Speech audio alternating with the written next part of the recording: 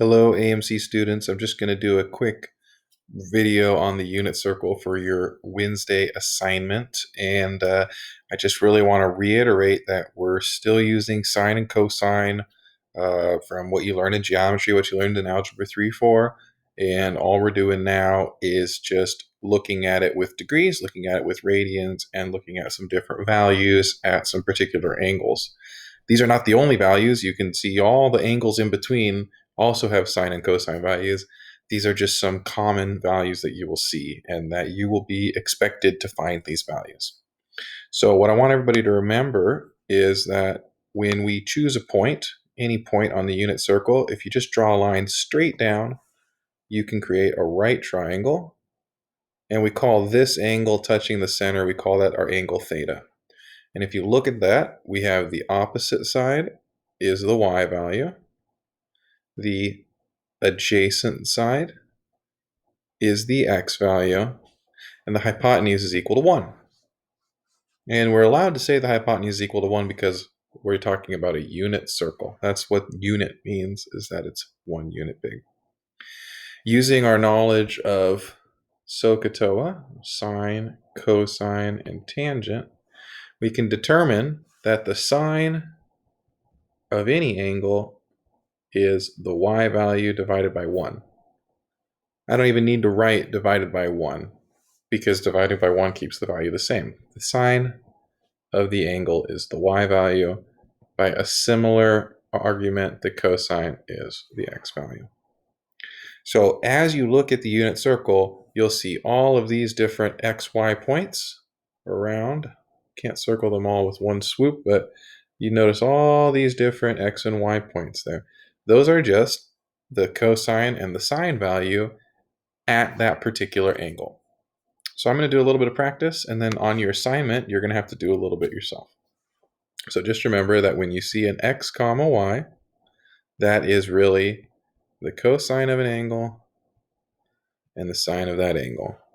So here's a couple examples. If I was asked to do the sine of 120 degrees, I locate 120 degrees. The sine is the y value. I write down my answer, square root of 3/2. This is a reference tool. We're really just learning how to look things up, how to read the unit circle. If I had to do the cosine of pi, it's in radians, not really any harder. You're just looking for the pi radian as your angles. There it is. Cosine is the x value. You get -1. You will also see questions that go the opposite. They will ask you to solve for the angle. So for example, I'll use a different color for this because it feels like a different sort of problem. Let's say I had sine of theta equals 1/2. This means where is the y value equal to 1/2? I can see a y value of 1/2 right here, but I can also see it over there. There are two locations that have a y value of 1/2.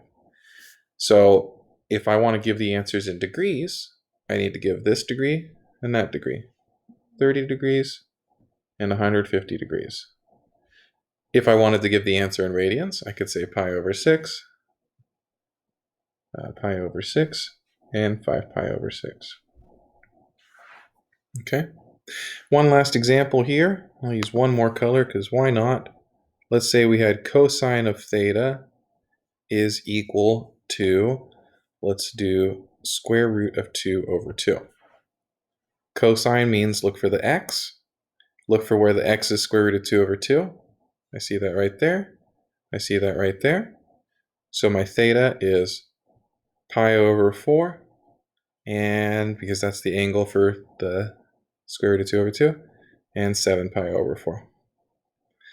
So you're going to practice in your assignment using the unit circle, both to evaluate, where I tell you the angle, you tell me the x or y coordinate, and to solve, which is the opposite. I tell you the x or y coordinate, and you have to tell me what the angle is. And that's it for this video.